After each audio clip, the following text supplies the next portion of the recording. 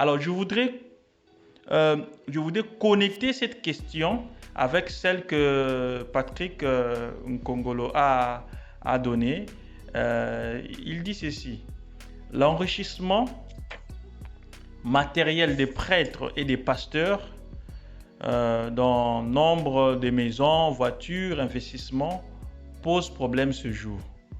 Comment expliquer cela alors que nos populations africaines sont tant pauvres? Donc, vous comprenez que la relation, c'est entre donc, le niveau de vie, le standard de vie des serviteurs de Dieu et, disons, et le niveau de vie de la population. Vous voyez que ça pose problème quelque part. Oui, et je l'ai relevé au départ quand je parlais des problèmes que nous pouvons avoir avec les offrandes aujourd'hui. J'ai dit qu'un des problèmes, c'est l'écart qu'il peut avoir entre une église qui semble être opulente, une église qui semble être déjà assez riche, et des chrétiens qui sentent qu'ils sont assez pauvres. Et je l'ai déjà signifié. Je disais tout à l'heure que pour comprendre mieux notre offrande, sachez qu'au temps de cette veuve que Jésus, si je reviens beaucoup sur ce texte, c'est parce que c'est un texte très évocateur pour le temps de Jésus.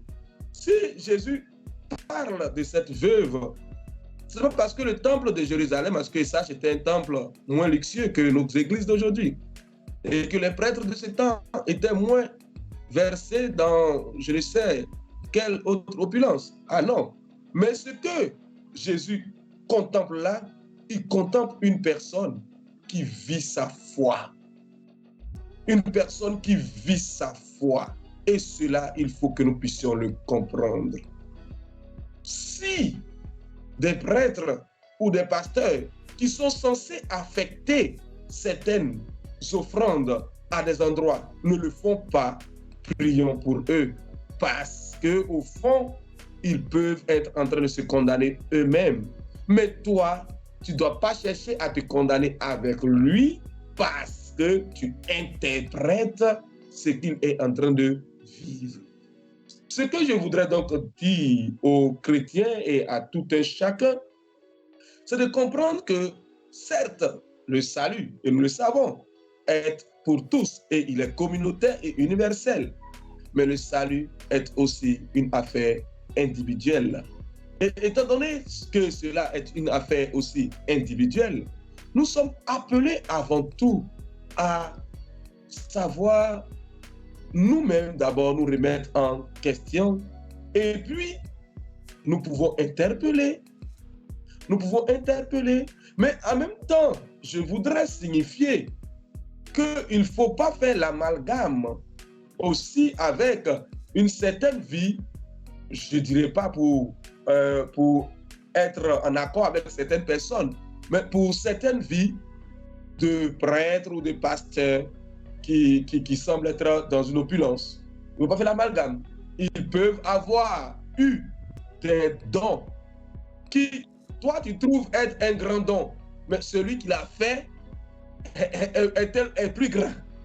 Bon, est-ce qu'il va jeter cette voiture? Est-ce qu'il ne va pas prendre? Ah non! C'est pourquoi je demande de ne pas rentrer dans ce domaine. Parce qu'on ne saurait dire que c'est l'argent que tu as donné qu'il est en train d'utiliser pour faire ceci ou pour faire cela. Mais c'est à nous aussi, prêtres et pasteurs et autres hommes de Dieu, de faire très attention à ne pas aussi tomber dans ce piège de l'opulence qui devient arriver à un moment donné un blocage ou un scandale pour d'autres. Donc nous sommes à deux niveaux. Au premier niveau, faire attention à ce que notre propre offrande puisse symboliser ce que nous vivons comme foi, et cela n'en plaise à qui que ce soit, n'en plaise à ce que chacun ferait avec ce qu'il a, non. Il faudrait que nous puissions faire ce que nous, notre foi nous dit. Et la deuxième chose, c'est d'éviter d'entrer dans certaines considérations parce que bien souvent, on peut ne pas aussi avoir raison.